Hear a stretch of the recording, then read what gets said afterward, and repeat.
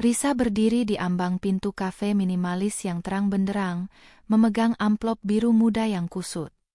Jantungnya berdebar kencang, menyaingi irama musik jazz yang mengalun pelan. Di meja pojok, Bayu, dengan kemeja rapi dan tatapan fokus pada laptopnya, tampak sempurna seperti biasa. Sudah 3 tahun Risa menyimpan perasaan ini, terjalin dari kebersamaan di komunitas relawan desain arsitektur. Hari ini, ia memutuskan untuk mengakhirinya, entah dengan kebahagiaan atau kehancuran. Ia menghampiri Bayu, meletakkan secangkir kopi matcha pesanan Bayu. "Bayu," sapanya, suaranya sedikit bergetar. Bayu menutup laptopnya dengan gerakan terukur, menoleh pada Risa tanpa senyum, hanya ekspresi netral. "Risa, ada apa? Kau bilang ada hal penting." Risa mendorong amplop itu ke depan. "Ini surat. Aku sudah menuliskannya berkali-kali. Intinya, aku suka kamu. Lebih dari teman. Sudah lama." Keheningan menggantung. Bayu mengambil amplop itu, tidak membacanya, hanya memegangnya seolah benda asing. Tatapannya kembali ke mata Risa, dingin dan sangat rasional. "Risa, terima kasih atas kejujuranmu," katanya, suaranya pelan tapi tegas. "Tapi aku harus jujur juga. Aku tidak bisa membalas perasaanmu. Aku menghargaimu sebagai teman kerja yang sangat kompeten, dan mungkin teman nongkrong yang baik. Tapi tidak lebih." Risa merasakan aliran darahnya membeku. "Tidak lebih? Aku sedang fokus pada tender besar tahun ini, Risa. Hubungan romantis hanya akan menjadi distraksi. Selain itu, aku juga merasa kita tidak cocok. Visi hidupku dan visimu terlalu berbeda. Aku melihatmu sebagai orang yang terlalu emosional untuk seseorang yang harusku ajak membangun masa depan. Jujur, aku sudah menyukai orang lain, seseorang yang lebih stabil dan sejalan denganku. Maaf."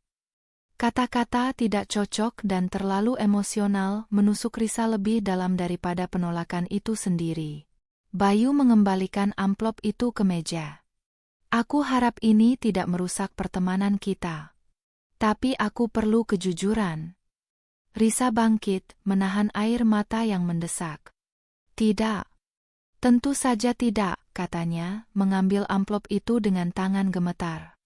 "Selamat atas tender besarmu, Bayu. Aku rasa kita perlu jarak untuk sementara waktu. Semoga berhasil dengan seseorang yang stabil itu." Tanpa menunggu balasan, Risa berbalik dan meninggalkan kafe. Di luar, hujan deras seolah mencerminkan kekacauan hatinya.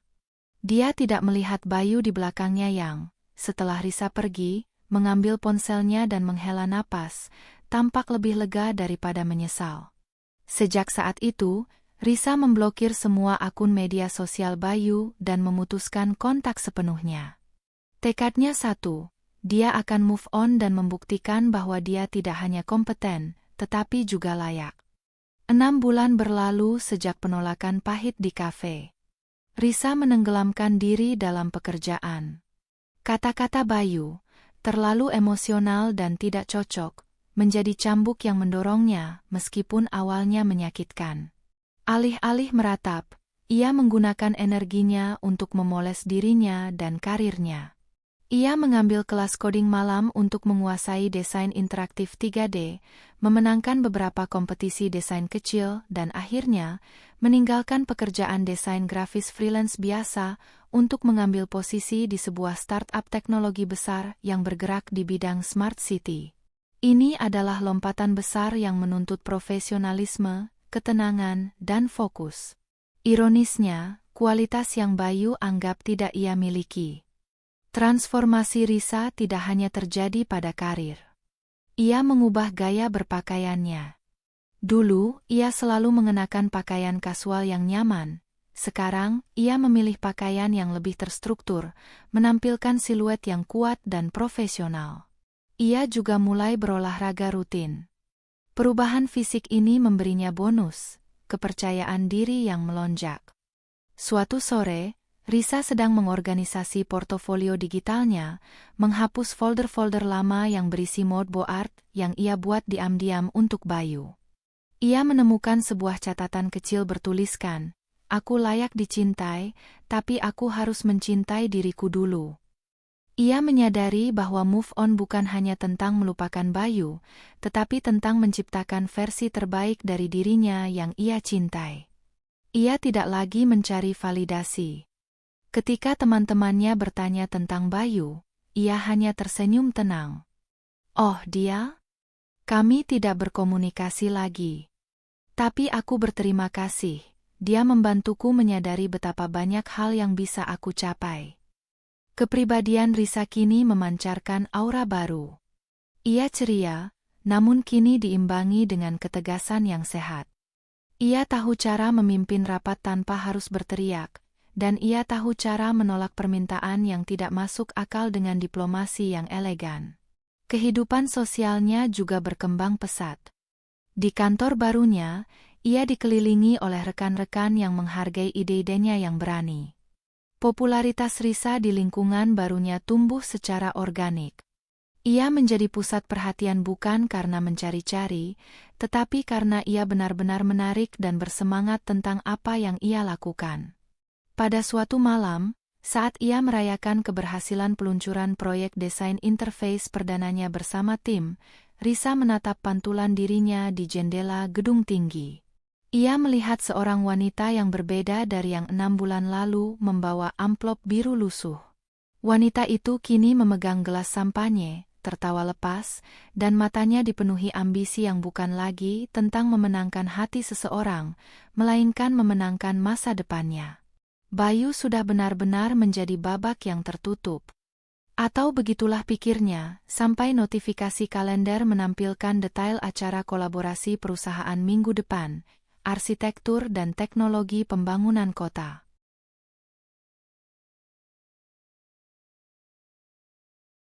Hari acara kolaborasi perusahaan tiba.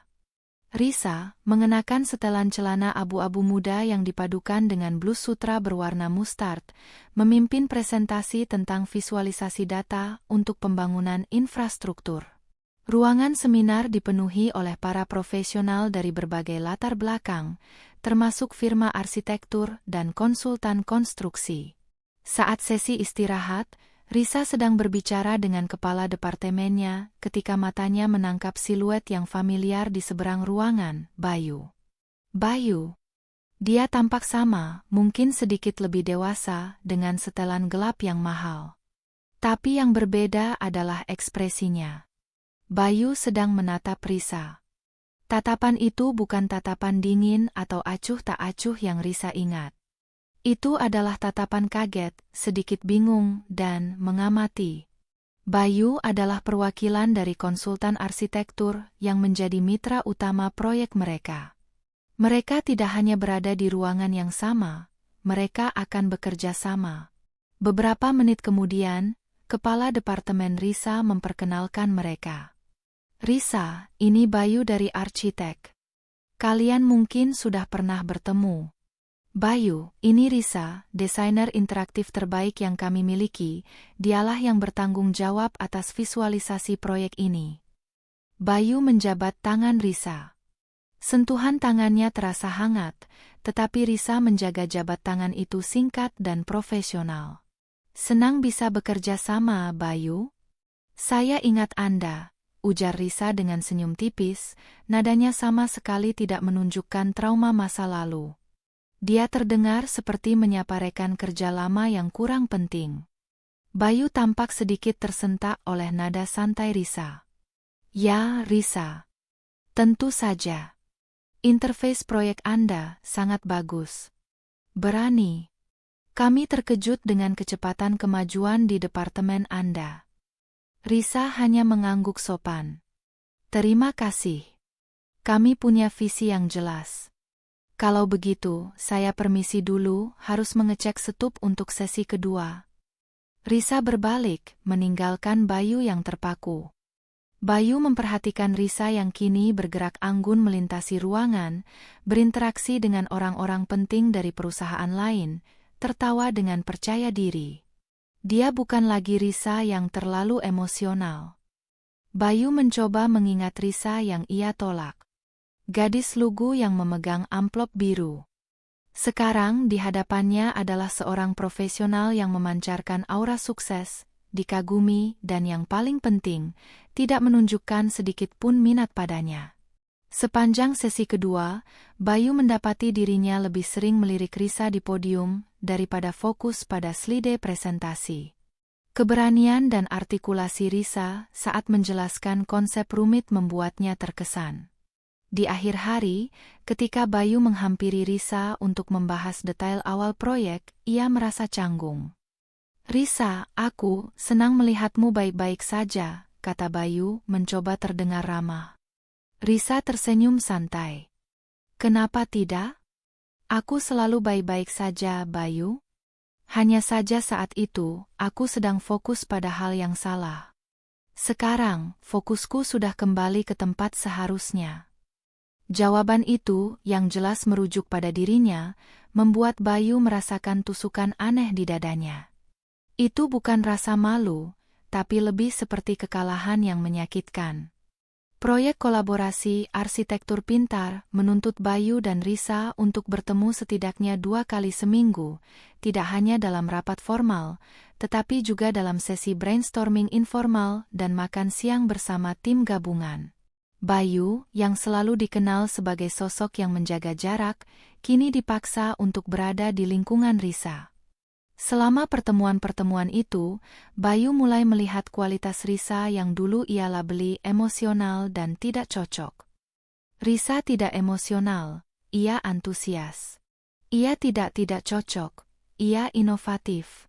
Saat ada masalah teknis, Risa selalu menjadi orang yang menyuntikkan ide-ide segar dan berani, seringkali memecahkan kebuntuan yang dihadapi oleh tim Bayu yang terlalu terikat pada aturan. Suatu malam, tim merayakan pencapaian kecil di sebuah bar atap. Bayu, yang biasanya pulang cepat, memilih untuk tinggal. Ia duduk di pinggir, mengamati Risa. Risa sedang terlibat dalam diskusi yang hidup dengan 2 rekan kerjanya. Risa mendengarkan dengan penuh perhatian, memberikan pendapat yang cerdas, dan tertawa lepas. Tawanya yang dulu ia anggap kekanak-kanakan, kini terdengar tulus dan menular.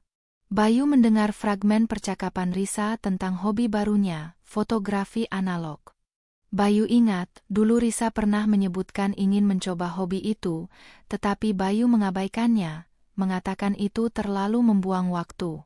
Sekarang, Risa memiliki pameran kecil di komunitas fotografi, yang diadakan hanya demi kesenangan, bukan ambisi.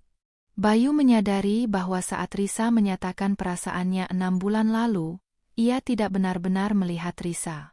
Ia hanya melihat Risa sebagai potensi distraksi yang bertentangan dengan citra wanita stabil yang ia inginkan. Saat Risa beranjak mengambil minuman, ia berpapasan dengan Bayu. "Kenapa tidak bergabung, Bayu? Tim kami tidak menggigit," tanya Risa santai. Bayu tersenyum kaku. "Aku hanya menikmati suasana. Proyek ini berjalan lancar berkat ide-ide visualisasimu." "Terima kasih," jawab Risa, tanpa basa-basi yang berlebihan. "Tapi ingat, ini kerja tim. Kami semua punya visi yang sama." Risa lalu meninggalkannya untuk kembali ke kelompoknya. Malam itu, saat Bayu sampai di apartemennya, ia tidak langsung tidur. Ia membuka laptopnya dan mencari nama Risa. Ia melihat profil LinkedIn Risa, penuh dengan penghargaan dan proyek sukses. Ia melihat foto Risa di pameran fotografi, matanya berkilauan penuh gairah. Bayu tiba-tiba merasakan dorongan aneh untuk mengirimkan pesan, mengucapkan selamat atas pencapaiannya. Namun, ia menahannya. Ia takut mengganggu kestabilan Risa yang sekarang. Ia hanya bisa mengagumi Risa dari jauh, dengan perasaan yang mulai berubah dari kekaguman profesional menjadi ketertarikan personal yang mulai mengganggu ketenangannya. Ia mulai bertanya pada dirinya sendiri, apa yang ia cari dulu? Dan apakah kestabilan yang ia inginkan hanyalah kebosanan yang disamarkan? Interaksi profesional antara Risa dan Bayu semakin sering, namun Risa mempertahankan batas yang jelas. Kehangatan Risa hanya ditunjukkan dalam lingkup kerja, sementara di luar itu, ia bersikap sopan namun menjaga jarak. Hal ini membuat Bayu semakin frustrasi, karena ia tidak lagi bisa membaca pikiran Risa seperti dulu. Tantangan bagi Bayu datang dalam bentuk Adrian, atau Adrian Project Manager, dari Departemen Pemasaran dan Implementasi Perusahaan Risa. Adrian adalah antitesis dari Bayu, santai, humoris, dan pandai bersosialisasi. Adrian telah beberapa kali bertemu Risa dalam rapat gabungan dan segera terpikat oleh kecerdasan dan tawa Risa yang menawan. Di sebuah makan siang tim, Adrian secara terbuka duduk di sebelah Risa dan menghujaninya dengan perhatian. Risa, desain interface yang kamu buat untuk aplikasi ini brilian. Mau kubelikan dessert terbaik di kota untuk merayakannya? Tanya Adrian sambil menyeringai. Risa tertawa. Terima kasih, Adrian. Ide bagus, tapi mungkin nanti ya. Aku harus kembali mengecek bug ini. Meskipun Risa belum memberikan jawaban pasti, interaksi mereka jelas akrab dan santai. Bayu yang duduk di seberang meja menyaksikan pemandangan itu. Wajahnya mengeras. Rasa cemburu yang tajam, asing, dan tidak menyenangkan menyeruak di dadanya. Malam itu, saat sesi kerja lembur, Bayu melihat Adrian menunggu Risa di lobi. Bayu, sapa Adrian ramah, kau masih di sini? Aku menunggu Risa. Kami ada janji makan malam di luar kantor. Bayu merasakan ketegangan di rahangnya. Oh, benarkah? Dia sangat sibuk. Kuharap kau tidak mengganggu fokus kerjanya. Adrian hanya mengangkat bahu. Justru, dia butuh relaksasi. Dia terlalu keras pada dirinya sendiri. Kau tahu, dia wanita yang sangat menarik, Bayu. Aku harus bergerak cepat sebelum ada orang lain yang menyadarinya. Kata-kata Adrian seolah menusuk Bayu. Bayu adalah orang lain yang telah menyadarinya, terlambat. Ketika Risa turun, Bayu memanggilnya sebentar. Risa, kita harus merevisi proposal struktur data malam ini. Bisakah kamu meluangkan waktu besok pagi sebelum rapat? Tanya Bayu, nadanya terdengar seperti perintah kerja, padahal itu bisa menunggu. Risa menoleh ke Bayu, lalu ke Adrian. Tentu, Bayu. Besok pagi jam 8. Tapi tolong kirimkan poin-poin yang kamu butuhkan malam ini. Aku sudah ada janji sekarang. Risa tersenyum singkat pada Bayu dan berjalan pergi bersama Adrian. Bayu hanya bisa melihat punggung mereka, seolah melihat sesuatu yang seharusnya menjadi miliknya diambil oleh orang lain. Ia kembali ke ruangannya, tidak mampu fokus pada struktur data. Ia membuka media sosial Risa yang ia intip melalui akun temannya, karena ia masih diblokir Risa. Ia melihat foto Adrian dan Risa yang diunggah oleh Adrian, dengan keterangan, makan malam yang inspiratif bersama desainer terbaik. Rasa sakit yang dirasakan Bayu bukan lagi sekadar penyesalan, melainkan ketakutan. Ketakutan kehilangan Risa, bukan sebagai rekan kerja yang kompeten, tetapi sebagai wanita yang ia sadari mulai ia sukai. Ia baru menyadari betapa cerobohnya ia dulu mengusir berlian hanya karena ia terlalu sibuk mencari batu permata yang sudah dipoles orang lain.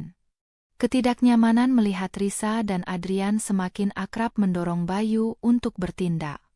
Perilakunya berubah drastis dari seorang bos yang berjarak menjadi rekan kerja yang terlalu perhatian.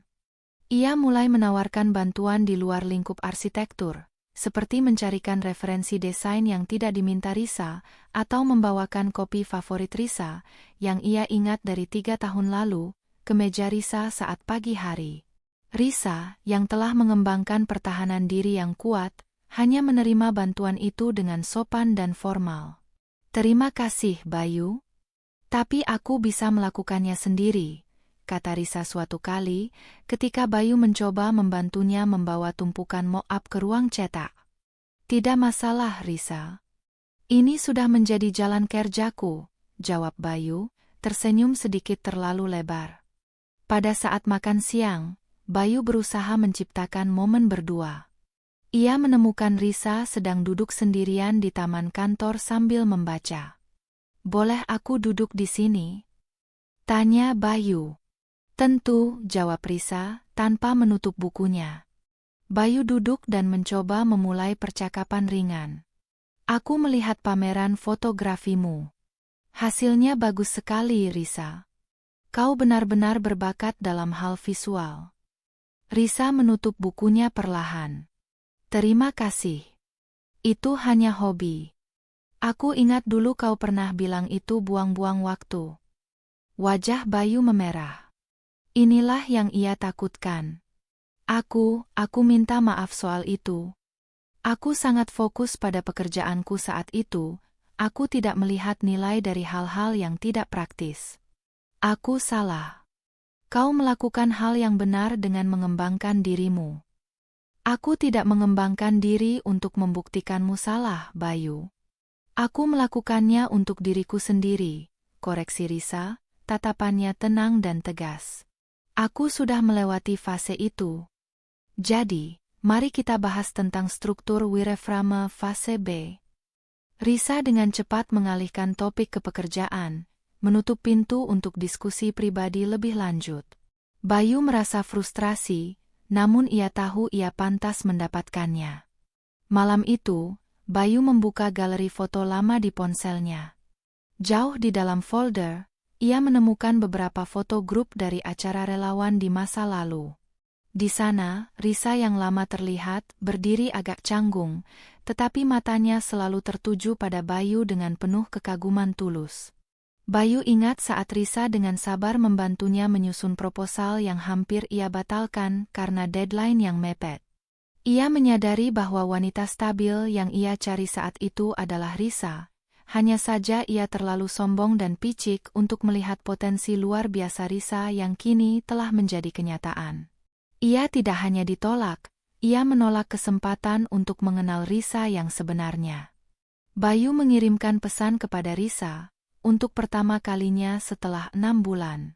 Bukan pesan pekerjaan. "Bayu, Risa, aku tidak ingin membahas pekerjaan.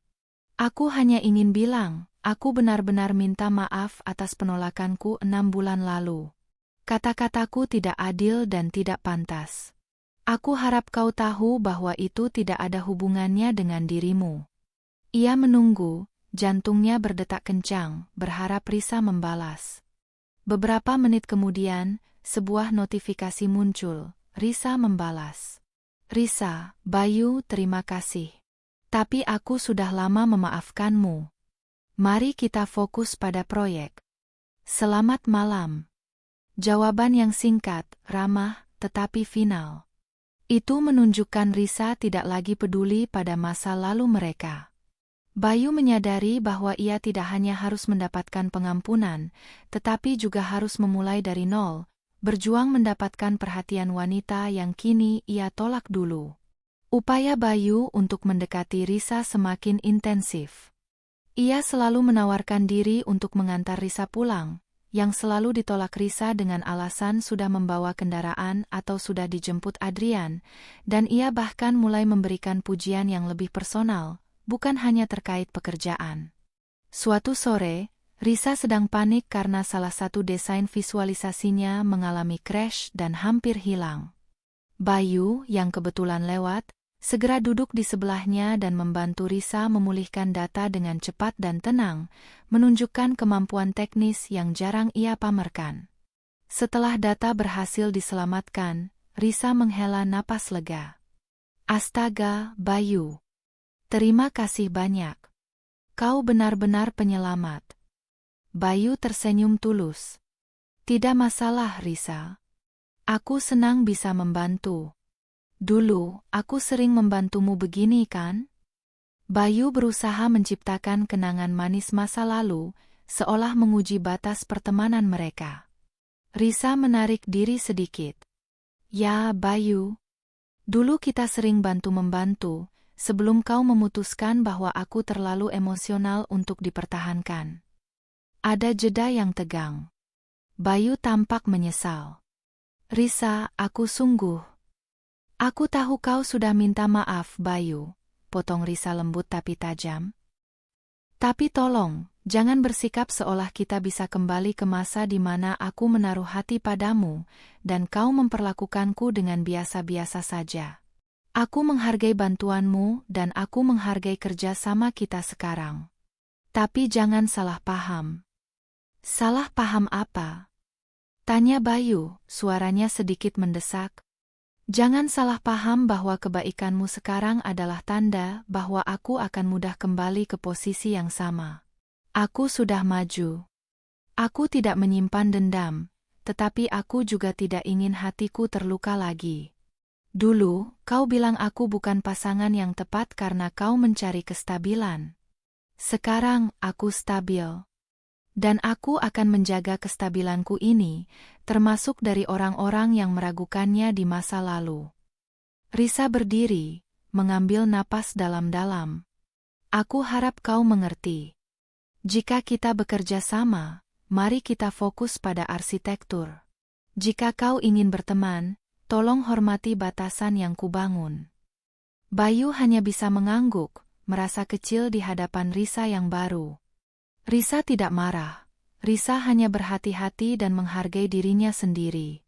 Kata-kata Risa, aku akan menjaga kestabilanku ini, adalah tamparan keras yang menyadarkan Bayu bahwa Risa bukan lagi hadiah yang bisa ia ambil setelah ia meninggalkannya. Malam itu, Bayu merenung. Ia menyadari bahwa ia tidak bisa lagi memenangkan Risa dengan kebaikan kecil. Risa membutuhkan bukti yang jauh lebih besar.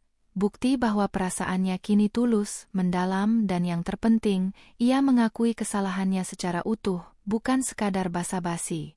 Ia harus berjuang. Bayu mulai menjalankan strateginya. Ia tidak lagi mencoba untuk kembali ke dinamika pertemanan masa lalu. Ia mulai memperlakukan Risa seolah ia sedang mendekati seseorang yang baru, dengan hormat, upaya yang jelas, dan tanpa asumsi. Ia mengundang Risa keluar, bukan untuk makan siang tim, tetapi untuk minum kopi dengan mengatakan, "Aku ingin tahu tentang minat fotografimu, Risa. Bukan karena proyek, tapi karena aku benar-benar ingin tahu tentang apa yang membuatmu bersemangat." Risa selalu menolak, tetapi penolakannya tidak lagi dingin. "Terima kasih atas tawarannya, Bayu.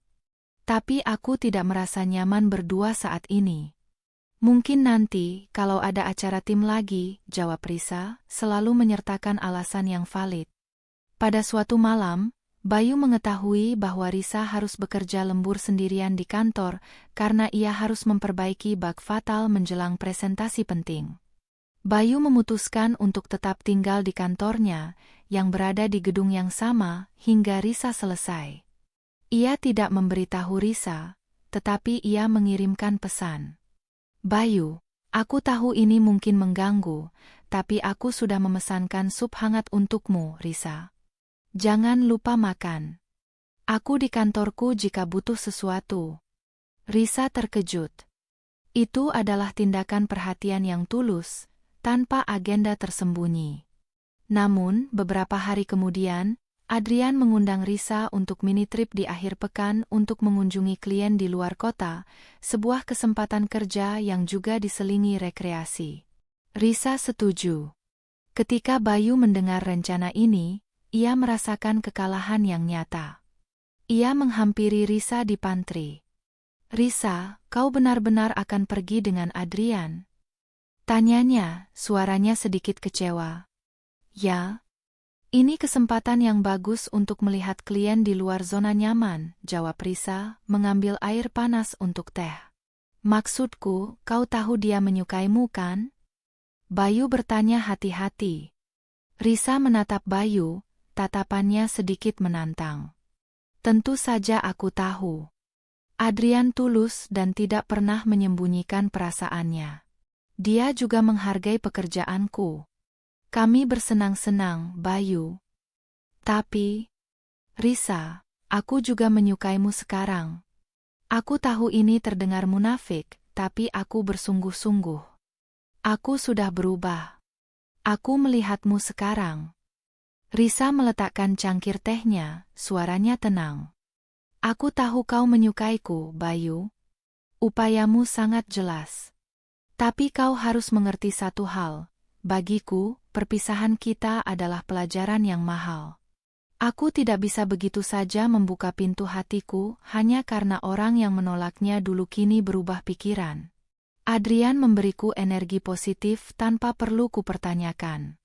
Kamu memberiku masa lalu yang perlu kusembuhkan. Berikan aku kesempatan untuk membuktikan bahwa aku bisa menjadi masa depan yang baik, desak Bayu. Risa menggeleng. Aku sudah memberimu kesempatan itu 6 bulan lalu. Sekarang, aku yang memegang kendali.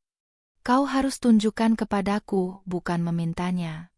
Dan saat ini, aku ingin melihat bagaimana perasaanku bekerja di sekitar orang yang tidak pernah meragukanku, seperti Adrian.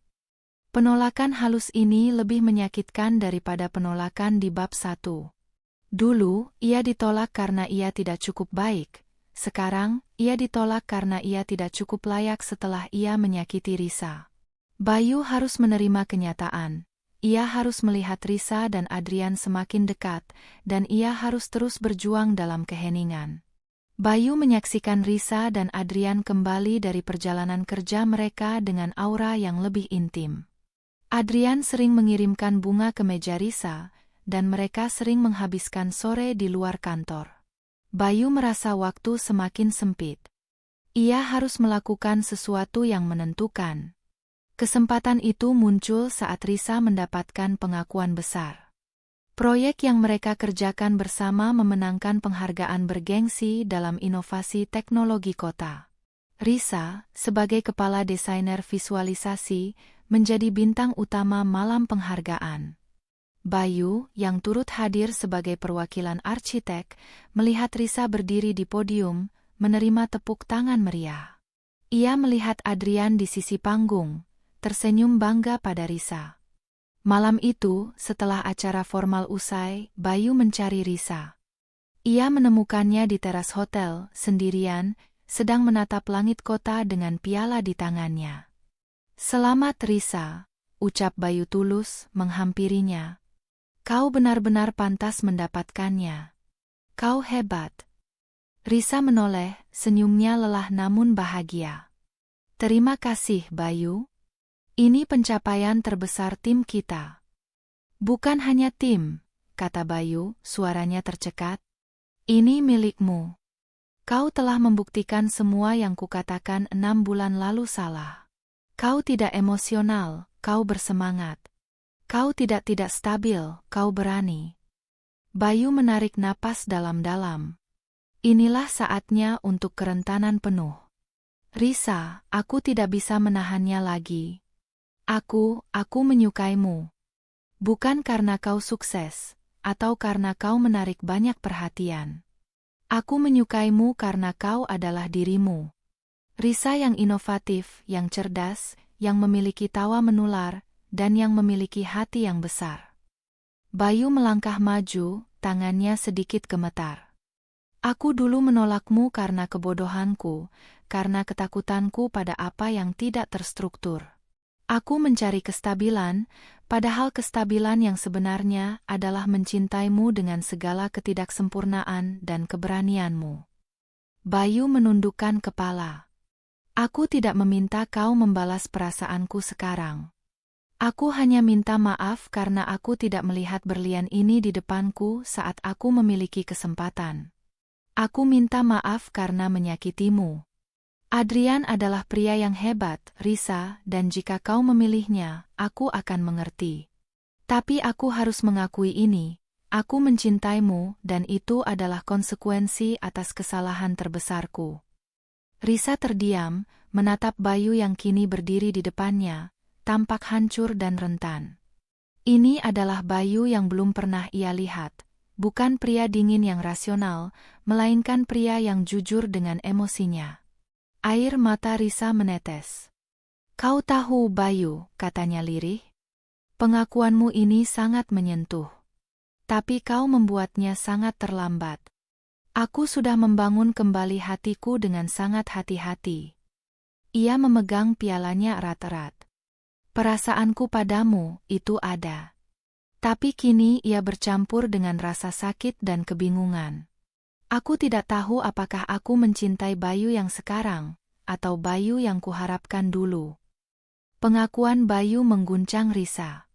Sepanjang sisa malam dan hari berikutnya, Risa terus memikirkan kata-kata Bayu yang penuh penyesalan dan ketulusan. Perasaannya terhadap Bayu memang belum sepenuhnya hilang, tetapi kini ia tahu nilai dirinya. Ia tidak akan memilih seseorang hanya karena ia kembali.